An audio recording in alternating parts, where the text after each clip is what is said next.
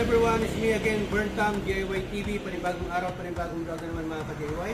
Bago natin ito yung video, nais ko munang shoutout ng malakas si Boss Marcos Carwas ng La Union, pati yung si Marco Larinas. Yan, shoutout sa inyo mga bro. Hindi ko pa napag-motor ito pero malapit-lapit na. Shoutout din natin pala si Panalas Vlog, syempre. At meron tayong ikakabit ngayon dito sa DRY 200 natin. Shoutout pala natin, baka makalimutan natin, DRY Mission 200cc. Ito tayo ikakabit ng bagong spark plug dito.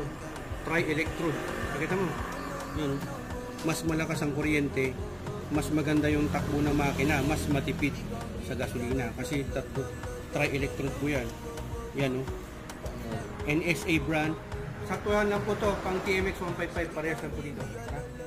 Ito pala yung ano niya o, kadebo yun. Dapat ganyan, D8TC. Yan po yung code ng spark plug nito.